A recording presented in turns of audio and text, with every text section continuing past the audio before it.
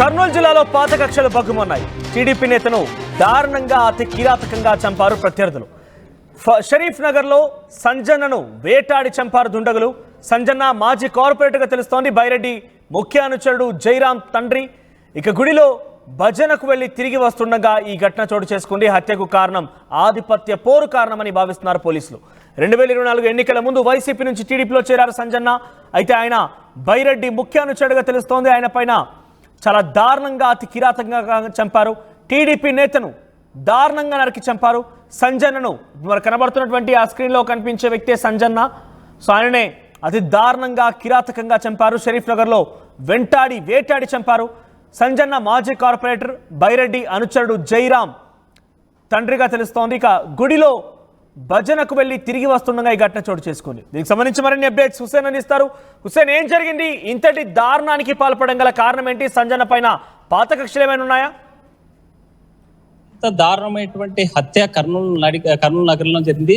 కర్నూలు శివారు షరీనగర్ అనే ప్రాంతము. ఈ ప్రాంతాల్లో అంతా కూడా అంటే డైలీ కూలీ చేసేటువంటి వాళ్ళు, పరిశ్రమలో పనిచేసేటువంటి వాళ్ళు, మధ్యతరగతి కుటుంబీకులకి అడ్డాగా ఉన్నటువంటి ఈ షరీనగర్ లో మొదటి నుంచి కూడా ఆ ప్రాంతం యొక్క ప్రజలకి అడ్డాగా ఉంటూ ఎప్పటికప్పుడు సిపిఎం పార్టీలో పనిచేస్తున్నటువంటి సిపిఎం పార్టీలో పనిచేస్తున్నటువంటి సంజన్న మరి నాయకుడిగా ఎదిగినటువంటి రేపంలో తాజాగా కూడా కార్పొరేటర్ గా తన కొడుకును గెలిపించుకున్నటువంటి పరిస్థితి గత ప్రభుత్వంలో ఉంది. అయితే ఈ నేపథ్యంలోనే రోజు రోజుకి సంజన్న యొక్క ఆధిపత్యం పెరిగిపోవడం, అక్కడ ఉన్నటువంటి పూర్తి స్థాయి షరీనగర్ లో పట్టు రావడంతో అక్కడ కొంతమంది ఆకతాయిలు కూడా, కొంతమంది రౌడీ షీటర్లు, రౌడీ మూకలు వడ్డే అంజి అలియాస్ ఆంజనేయులు అనేటువంటి వ్యక్తితో పాటు చాలా మంది కొంతమంది కిరాయి గుండాలు ఆ ప్రాంతంలో ఉంటారు. వీరంతా కూడా ఆ ప్రాంతంలో ఉండేటువంటి మహిళల పట్ల, ఆ ప్రాంతంలో ఉన్నటువంటి వ్యక్తుల పట్ల దురుసుగా ప్రవర్తించడం, తాగి ఇబ్బంది పెట్టడం, ఇవన్నీ వ్యవహారాలకి అడ్డంగా ఉండాలనేటువంటి నేపథ్యంలోనే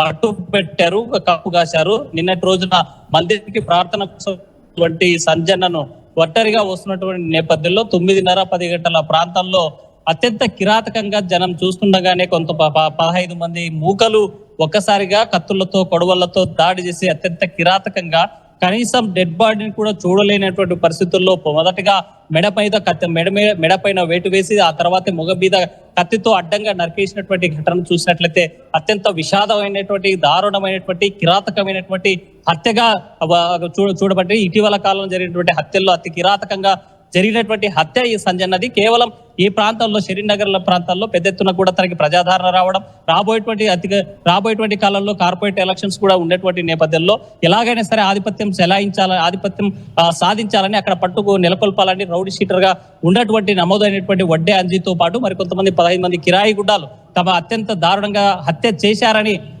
మృతుడు ఎవరైతే సంజన ఉన్నాడో సంజన కొడుకు చెప్పేటువంటి పరిస్థితి. ఆయన కొడుకు ప్రస్తుతం కార్పొరేటర్ గా కొనసాగుతున్నటువంటి పరిస్థితి అయితే ఉంది. అయితే అందరూ చూస్తుండగానే కుటుంబ సభ్యులు ఆ గొడవ జరుగుతుంది అనేటువంటి సమాచారం తెలుసుకుని ఆ ప్రాంతానికి వెళ్లేలోగే జరగాల్సినటువంటి నష్టం జరిగిపోయింది. అడ్డొచ్చినటువంటి వాళ్ళ మీద దాడి చేశారు. అంటే ఇంత బహిరంగంగా నడి రోడ్డు పైన అందరూ చూస్తుండగానే హత్య జరిగిందంటే ఎవరు అడ్డుకోలేకపోయారా? అంటే ఇది ప్రీ ప్లాన్డ్ అనుకోవాలా? ప్రీ ప్లాన్డ్ గానే హత్యగా జరిగింది. ఎందుకంటే ఒక్క రోజు నుంచి వీళ్ళ మధ్య ఉన్నటువంటి తగాదాలు అయితే కాదు. గత 20 ఏళ్ల నుంచి తను సిపిఎం పార్టీలో పనిచేస్తున్నప్పటి నుంచి, ఆ తర్వాత పార్టీ మారి టీడీపీ వైసీపీ పార్టీలో అధికారం ఉన్నప్పుడు అక్కడ కార్పొరేటర్ గెలిచాడు. తర్వాత 2024 ఎన్నికల్లో పార్టీ మారి ఆ టీడీపీలో కొనసాగుతున్నటువంటి పరిస్థితి. ప్రధానంగా బైరెడ్డికి ప్రధానమైనటువంటి అనుచరుడుగా ఉన్నటువంటి సంజన్న ఆధిపత్యం మరింతగా పెరిగిపోయేటువంటి అవకాశం ఉన్నటువంటి నేపథ్యంలో ఎలాగైనా సరే ఆధిపత్యం సాధించాలంటే మట్టు పెట్టక తప్పదు, సంజన్న ఆధిపత్యాన్ని దెబ్బ తీయాల్సిందే అనేటువంటి ఉద్దేశంతోనే కుట్రపూరితంగా పగడ్బందీగా ప్రీ ప్లాంటెడ్ గా హత్య జరిగినట్టు పోలీసులు భావిస్తా ఉన్నారు. అయితే ల్యాండ్ మార్క్ షరీనగర్ లో ఎక్కడికి వెళ్ళాలి అంటే సంజన్న కాలనీ అంటే మాత్రం డైరెక్ట్ గా ఆటో వాడు కూడా అక్కడ తీసుకెళ్లి వదిలిపెట్టేటువంటి వ్యక్తి, అంటే ల్యాండ్ మార్క్ గా మారిపోయాడు సంజన్న. అలాంటి వ్యక్తిని మట్టు పెడితే తప్ప తన ఆధిపత్యం కొనసాగించలేదు అనేటువంటి ఉద్దేశంతోనే ప్రత్యర్థి వర్గాలు దాడి చేశాయి. అందులో ప్రధానంగా ఆరోపిస్తూ ఉన్నాడు మృతుడికి సంబంధించినటువంటి కొడుకు జయరాం ఒకటే చెప్తున్నాడు. అక్కడ ఉన్నటువంటి మరో కార్పొరేటర్ సుదర్శన్ రెడ్డితో పాటు శివారెడ్డి అనేటువంటి పేర్లు బహిరంగంగా వెల్లడిస్తా ఉన్నారు. దాంతో పాటు పోలీసుల ఫిర్యాదులో కూడా రాసి ఇచ్చినటువంటి పరిస్థితి. వీరంతా కూడా కుట్రపూరితంగా మా నాన్న మట్టు పెట్టారు. గతంలో కూడా తన మీద దాడి చేసి కేవలం ఆధిపత్య పోరు కోసమైనా ఇంకేదైనా తగాదాలున్నాయా? వ్యక్తిగత కక్షలు ఉన్నాయా? ఆస్తి తగాదాలు లాంటిదైనా చోటు చేసుకున్నాయా? ఇక్కడ ఆస్తి తగాదాలకి తావులేదు. ఎందుకంటే వీరి మధ్య ఉన్నటువంటి వీళ్ళ బంధువర్గం కాదు, మరోవైపు వాళ్ళు ఏ సంబంధమైనటువంటి రక్త సంబంధికులు కాదు, ఇంకోవైపు ఒకే పార్టీలో ఉండాలనేటువంటి చెప్తా ఉన్నారు. అయితే ఒకే పార్టీలో ఉన్నటువంటి వ్యక్తి కిరాతకంగా రౌడీ షీటర్గా ఉన్నటువంటి వ్యక్తి దారుణంగా హత్య చేయడాన్ని మాత్రం పూర్తి స్థాయిలో తప్పుపడతా ఉన్నారు. ఒకవైపు గౌరవ్ వెంకటరెడ్డి కూడా ఆ కుటుంబాన్ని పరామర్శించాడు. అక్కడ జరిగినటువంటి రౌడీ ముక్కలు షరీఫ్ నగర్ తో పాటు షరీఫ్ నగర్, ఇదే విధంగా ఈ కర్నూలు నగర పరిసర ప్రాంతాల్లో ఈ యొక్క రూరల్ ప్రాంతాలు ఏవైతే ఉన్న అవుట్స్కట్స్ లో ఉన్నటువంటి దాంట్లో కూడా అరాచక శక్తులు పెరిగిపోతా ఉన్నాయి. పోలీస్ కేసులు నమోదు చేస్తా ఉన్నా కూడా వాళ్ళకి ఎక్కడ ఇబ్బంది ఎక్కడ కంట్రోల్ అయ్యేటువంటి పరిస్థితి లేదు అని చెప్పేటువంటి దానిపైన స్పష్టంగా గౌరవ్ వెంకటరెడ్డి మాట్లాడడం జరిగింది. కాసేపటి క్రితమే పైరెడ్డి శబరి నంద్యాల ఎంపీ తన కుటుంబాన్ని పరామర్శించారు, మార్చరి వద్దకు వెళ్లారు. అక్కడ ఉన్నటువంటి నా కుటుంబ సభ్యులు లాంటి వాళ్ళు, అలాంటి నా కుటుంబంతో పోల్చుకుంటాను, నాకు గత ఎన్నికల్లో గెలవడానికి ఎంతో దోహదం చేసినటువంటి నా కుటుంబ సభ్యులను అత్యంత దారుణంగా కిరాతకంగా హత్య చేయడం పైన పెద్ద ఎత్తున కూడా ఆమె విమర్శిస్తా ఉన్నారు. దీని పోలీసులు వైఫల్యం ఏవైతే ఉందో దాన్ని ఎండగడతాం, తప్పనిసరిగా ఆ కుటుంబానికి న్యాయం చేయాలి. ఎవరిపైన అనుమానం వ్యక్తం చేస్తున్నారు వారిపైన కేసులు నమోదు చేశారు. రెడ్ హ్యాండెడ్ గా అందరూ చూస్తుండగానే దాడికి పాల్పడినటువంటి ఆ నిందితులు ఎక్కడున్నారు, వారి విషయాలు ఏం తెలుస్తున్నాయి? ఈ ఎపిసోడ్ అంతా కూడా సుమారుగా 9:30 నుంచి 10 మధ్యలో జరిగింది. సుమారు 15 నిమిషాల పాటు అక్కడ అరాచకం సృష్టించినట్లు, అక్కడ గొడవ జరిగినట్టు స్థానికులుగా పోలీసులకు చెప్పేటువంటి పరిస్థితి. అయితే ఎప్పుడైతే తన హత్య చేశారో, ఎవరైతే కుటుంబ సభ్యులు ఆ ప్రాంతానికి చేరుకునే లోపే చేయాల్సినటువంటి ప్రీప్లాన్డ్ గా హతమార్చి సంజనను హతమార్చి అక్కడ నుంచి ఒక వాహనంలో పరారైనట్టు తెలుస్తుంది. అయితే ఎక్కడికి వెళ్లారు, ఏ రూట్ లో ఏ మార్గంలో వెళ్లారు, ఎవరు దీని వెనక ఉన్నారు, కుటుంబ సభ్యులు ఆరోపిస్తున్నట్లు నిజంగా వడ్డే అంజీ అనేటువంటి వ్యక్తి ఉన్నాడా, లేకపోతే ఇతరులు ఎవరైనా ఉన్నారనేటువంటి కోణంలో దర్యాప్తు చేస్తున్నారు. ఎందుకంటే తన కార్పొరేటర్ గా ఎదిగేటువంటి సమయంలో, షరీఫ్ నగర్ లో తన నాయకుడిగా ఎదిగేటువంటి సమయంలో వడ్డే అంజీతో పాటు చాలా మందితో తగాదాలు కూడా ఉన్నాయనేటువంటి చెప్పేటువంటి పరిస్థితి అయితే కనిపిస్తుంది. అయితే స్పష్టంగా ప్రత్యక్ష సాక్ష్యం నేను తన కొడుకు చెప్పేటువంటి వ్యవహారం ఏంటంటే, నేనే చూశాను వీళ్ళకి కుటుంబ సభ్యులు ఎవరైతే వడ్డే ఆంజనేయులు సంబంధించినటువంటి వారి అనుచరులు, వాళ్ళకి సంబంధించిన వాళ్ళే చంపారని రాతపూర్వకంగా ఫిర్యాదు అయితే నాలుగుపట్టణ పోలీస్ స్టేషన్ లో ఫిర్యాదు చేశారు. దీన్ని డిఎస్పీ స్థాయిలో అధికారి రంగంలో దిగారు. అక్కడ ఆ ప్రాంతంలో ఎక్కడ కూడా అవాంఛనీయ సంఘటనలు జరగకుండా, గొడవలు జరగకుండా ఉండేందుకు ముందస్తుగా పోలీస్ పికెటింగ్ కూడా ఏర్పాటు చేశారు. అయితే గొడవ జరుగుతుందనే అనుమానం వచ్చిన పోలీసులు మార్చరి వద్ద కూడా పెద్ద సంఖ్యలో పోలీసులు మోహరించినటువంటి పరిస్థితి అయితే స్పష్టంగా కనిపిస్తుంది. ఏదేమైనా కర్నూలు అనాగరిక మొత్తం ఒకవైపు నాగరిక వ్యవస్థ పెరిగిపోతున్న నేపథ్యంలో, ఆధునిక టెక్నాలజీ అభివృద్ధి అవుతున్నట్టు నేపథ్యంలో సంజన ఒక్కరే ఒంటరిగా ఉన్నారా? అంటే సంజన్న అంటే ప్రతి శుక్రవారము మందిరానికి వెళ్ళి పూజ చేసుకొని, భజనలు చేసుకొని తిరిగి తను ఇంటికి వెళ్ళేటువంటి సమయం, ఆ సమయంలో ఎవరికి కొంత భజన అయిపోయిన వెంటనే ఎవరికి వారు వెళ్ళిపోయినటువంటి పరిస్థితి ఉంది. అయితే ఈ మార్గంలో కంపల్సరీగా వస్తాడని చెప్పి, అంటే ప్రీ ప్లాన్డ్ గా గత కొంతకాలంగా తనను వాచ్ చేస్తున్నట్లు, తన యొక్క కార్యకలాపాల మీద దృష్టి పెట్టి మట్టుబెట్టినటువంటి పరిస్థితి అయితే స్పష్టంగా కనిపిస్తుంది మనోజ్. అయితే దీనిపైన కేసు నమోదు చేసి దర్యాప్తు చేస్తున్నారు. మరోవైపు దళిత సంఘాలు కూడా పెద్ద ఎత్తున ఆగ్రహం వ్యక్తం చేస్తున్నాయి. సజ్జన్ అనేటువంటి ఒక దళిత వ్యక్తి పెద్ద ఎత్తున అంటే షరీఫ్ నగర్ స్థాయిలో, కార్పొరేట్ స్థాయిగా ఎదగడం, మంచి నాయకుడిగా రావడం జీర్ణించుకోలేక కొంతమంది వెనుక నడిపిస్తున్న రాజకీయ నాయకులని ఆరోపించేటువంటి పరిస్థితి స్పష్టంగా కనిపిస్తుంది మనోజ్. ఏదేమైనా ఇలాంటి ఘటనలు మాత్రం మనం చూసాం. అధికారంలోకి వచ్చిన తర్వాత వైసీపీ టీడీపీ నాయకులు గత 2 రోజుల క్రితమే కొయ్యలకుంటపడం కబ్బమల్లలో కూడా వైసీపీ టీడీపీల ఆధిపత్య పోరులో అక్కడ ఉన్నటువంటి ఒక వ్యక్తిని మట్టుబెట్టేటువంటి ప్రయత్నం చేశారు. ప్రస్తుతం కోమాలో ఉన్నటువంటి పరిస్థితి. మరి తాజాగా సంజన్ అనేటువంటి వ్యక్తిని కూడా ఇలాంటి ఘటన అంటే అత్యంత కిరాతకంగా హత్య చేసినటువంటి పరిస్థితి. గతంలో మనం చూసి అధికారంలోకి వచ్చినటువంటి 3 నెలల్లోనే పత్తికొండలో ఒక ఎంపీటీసీని కూడా మట్టుబెట్టినటువంటి పరిస్థితి ఉంది. సో మొత్తంగా చూసుకుంటే హత్య రాజకీయాలకి మళ్ళీ తెరలేపింది, ఫ్యాక్షన్ పురులిప్పేటువంటి పరిస్థితి కనిపిస్తోంది. దీని మీద పోలీసులు ప్రత్యేక నిఘా పెట్టి ఫ్యాక్షన్ జడలు పురివిప్పక ముందే మరి యాక్షన్ తీసుకోవాల్సినటువంటి అవసరం ఎంత ఉందని ప్రజా సంఘాలు కోరేటువంటి పరిస్థితి స్పష్టంగా కనిపిస్తుంది మనోజ్. రైట్ హుస్సేన్. సో వరుస హత్యలు దారుణ కలకలం రేపుతూ ఉన్నాయి. ఇక్కడికిక్కడ ఆధిపత్య పోరులో భాగంగా తమకు ఆధిపత్యాన్ని చలాయించడానికి అవకాశం దొరకలేదంటూ ఈ హత్యలు కొనసాగుతున్నాయి. నిన్న కాక మొన్న పెద్ద ఎత్తున కంపమల్లెలో ఇటువంటి ఘటన కూడా చోటు చేసుకుంది. వైసీపీ వర్సెస్ టీడీపీ నాయకుల యొక్క వాగ్వాదం జరిగింది. దాంట్లో కూడా ఒక వైసీపీ నేతకు సంబంధించి ఆధిపత్యం తట్టుకోలేక టీడీపీ నాయకులే ఈ రకంగా దారుణానికి ముడిగట్టారు. కానీ ఇప్పుడు ప్రజెంట్ మనం చూస్తున్నటువంటి ఈ ఫోటోలో కనిపించే వ్యక్తి సంజన్న, ఆయన కుమారుడు కార్పొరేటర్గా కూడా ఉన్నారు. సో ఈ ఘటన కర్నూలులో ఒక్కసారిగా షరీఫ్ నగర్లో కలకలం రేపుతోంది. సంజన్న పైన కొంతమంది దుండగులు పక్కా ప్లాన్ ప్రకారమే ఆయన గుడికి వెళ్ళి భజన చేసి తిరిగి వస్తుండగా అందరూ చూస్తుండగా నడి రోడ్డు పైన అతి కిరాతకంగా వేట కొడవలతో దాడి చేసి చంపేసినట్టు తెలుస్తోంది. సో ప్రజెంట్ ఈ ఘటన పైన బైరెడ్డి శబరి మాట్లాడారు. ఆవిడేం మాట్లాడారో చూద్దాం. ఈరోజు చాలా బాధాకరమైన విషయము ఏంటంటే, సంజన్న నాకు అత్యంత సన్నిహితుడు, చాలా మంచి వ్యక్తి, ఎంతసేపు డెవలప్మెంట్ కోసం ఆలోచన చేసే వ్యక్తి.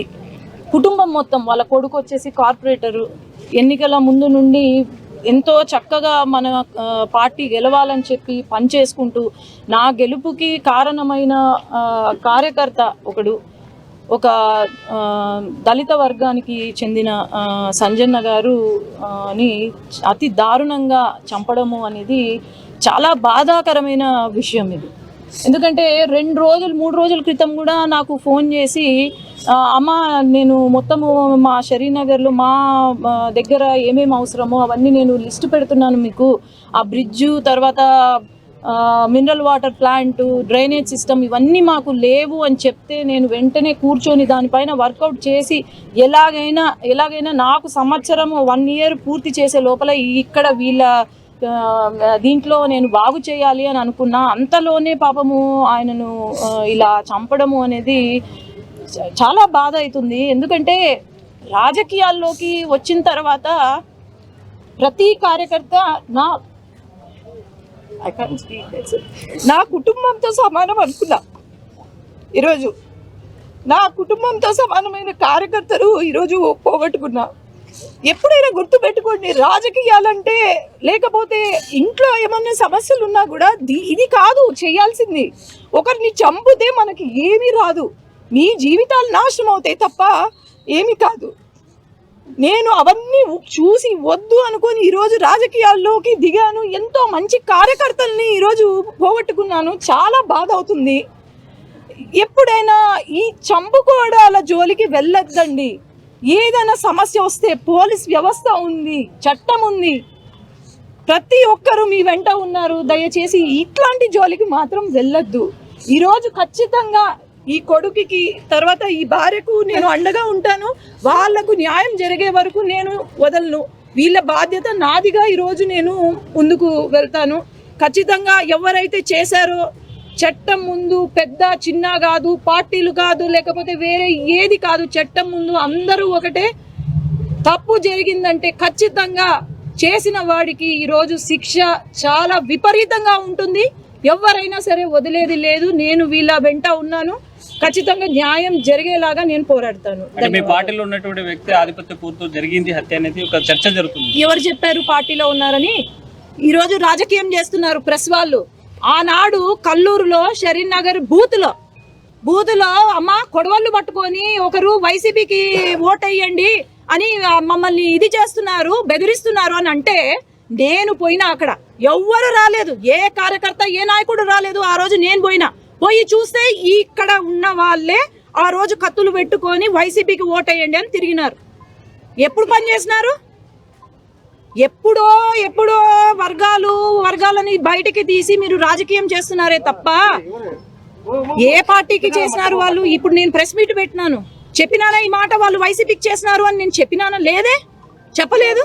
వీళ్ళ న్యాయం కోసం నేను పోరాడతాను అని అంటున్నాను, అంతే తప్ప దీన్ని రాజకీయం కాదు. వర్గపోర్లు ఉన్నాయి, వర్గపోర్లు కాదు, ఎప్పుడో నుండి వీళ్ళకు ఉన్నాయి, గొడవలు ఉన్నాయి. ఆ గొడవలు కాస్త ఎక్కువ అయిపోయాయి, అంతే తప్ప పార్టీ అసలు ఎప్పుడు మా పార్టీ కండువా ఎప్పుడైనా కప్పుకున్నాడా? ఎవరైతే వాళ్ళు ఉన్నారో ఎప్పుడైనా చూసారా? లేదు కదా. మరి ఎట్లా ముద్ర వేస్తారండి మా పార్టీ వాళ్ళ పార్టీ అని? న్యాయం జరిగేలాగా మనం పోరాడదాం ఇక్కడ, అంతేగాని దీన్ని రాజకీయం చేయొద్దండి. వాళ్ళు ఏ పార్టీకి సంబంధం లే, ఎక్కడ అధికారం ఉంటే ఎక్కడ ఉన్నా పోతారు వాళ్ళు. నీకు తెలిసి ఉంటుంది, ఎక్కడైనా పోతారు, ఏ నాయకుడి దగ్గరికైనా పోతారు, ఎవరి దగ్గరికైనా పోతారు వాళ్ళు. ఇప్పుడు ఒక కార్యకర్త కాదు, ఎవరైనా మనిషి అధికారంలో ఉన్న వాళ్ళకు వాళ్ళ పనులు చేసుకోవడానికి వస్తారేమో. మన వైసీపీ వాళ్ళ దగ్గరికి పోతారు, బీజేపీ వాళ్ళు, జనసేన అన్ని దగ్గరలో పోతారు. అట్లని మీరు దానికి ఎందుకు ఒక మార్క్ వేస్తారు? మేము మార్క్ వేయడం కాదు, బయట జరిగేటువంటి చర్చ మీ దృష్టికి జరుగుతుంది. ఏం చర్చ జరుగుతుందన్న? బయట ఒకే పార్టీ ఉండొచ్చు, గొడవలు ఉండొచ్చు, ఫ్యామిలీకి గొడవలు ఉండొచ్చు. దాన్ని ఎందుకు మీరు రాజకీయం చేస్తున్నారు అంటున్నాను. ఇప్పుడు మీకు మీ ఫ్యామిలీకి మీ అత్త మామ పడరు, టీడీపీ మధ్యలో వైసీపీ మధ్యలో, లేకపోతే టీడీపీ మధ్యలో అని మీరు గొడవ పడతారా? లేదు కదా. మీ ఇంటి సమస్యలు ఉంటే దాన్ని ఎందుకు రాజకీయం చేస్తున్నారు మరి? మేడం, ఈ ఎత్తుతో కర్నూలు మొత్తం ఉలికిపడింది. అతను ఎలా చూడొచ్చు అంటే భయభ్రాంతికి గురవుతున్నారు ప్రజలు కూడా. ఎప్పుడు జరిగింది కర్నూలు? అది దారుణంగా అదే చెప్తున్నా, ఎప్పుడు ఏం జరగలే, చాలా జరిగినాయి రీసెంట్ గా మన దగ్గర. అదే చెప్తున్నాను నేను, జనావాసాలు అదే చెప్తున్నాను. ఖచ్చితంగా వాళ్ళకు శిక్ష పడుతుంది. మన పోలీస్ డిపార్ట్మెంట్ వాళ్ళు ఏమి మరసంగా ఏం లేరు కదా, వాళ్ళ డ్యూటీ వాళ్ళు చేస్తున్నారు. ఇప్పటికే ఐడెంటిఫై చేసినారు, సర్చ్ టీమ్స్ వెళ్ళాయి, పోలీస్ టీం అందరూ యాక్టివ్గా ఉన్నారు. ఇక్కడ ఎవ్వరు వదలరు. 24 గంటల సమయం ఇవ్వండి, పట్టుకొని వచ్చి వాళ్ళకి ఏం శిక్ష విధించాలో అదే విధిస్తాము. ఈ ప్రాంతాల్లో ఎక్కువ పోలీసులు గస్తీ నిర్వహించడం లేదు. అలాంటి పరిస్థితుల్లో దాడులు జరగడము, ఘర్షణ వాతావరణం ఎక్కువ ప్రేరేపిస్తుంది. అదే గనుక నిజమైతే ఖచ్చితంగా లేదు లేదు, ఇది ఒక నిమిషము. పోలీసులు పని చేస్తున్నారు, 24 గంటలు పని చేస్తున్నారు. నేను చేయట్లేదో చేస్తున్నారో నేను కామెంట్ చేయట్లేదు. కానీ ఇది ప్రీ ప్లాన్డ్ మర్డర్ లాగా ఉంది. ప్రీ ప్లాన్డ్ మర్డర్ని పోలీసులకు ఎట్లా తెలుస్తుంది? అది జరిగింది వెంటనే పోలీసులు అక్కడ ఉన్నారు కాబట్టి మనం కనీసం వాళ్ళని ఐడెంటిఫై చేసుకొని ఇప్పుడు ముందుకు తీసుకెళ్ళగలిగాం. వాళ్ళు చేసిన కష్టమే కదా ఇది, అవునా కాదా? ఇదే కనుక మీరు ఒకవేళ నిజంగానే వ్యవస్థ సరిగ్గా పని చేయట్లేదు అంటే ఖచ్చితంగా నేను దానిపైన ఒక మీటింగ్ పెట్టుకొని ఏం సమస్యలు ఉన్నాయి అనేది దాన్ని ముందుకు తీసుకెళ్తాను. మీరు నాకు ఇప్పుడు చెప్పారు, ఖచ్చితంగా దాన్ని అయితే నేను పక్కన పెట్టను, చూస్తాను. నిజంగానే ఏమన్నా లోపాలు ఉన్నాయా అనేది చూసి దాన్ని ఎట్లా రెక్టిఫై చేయాలనేది మాత్రం నేను చేయను.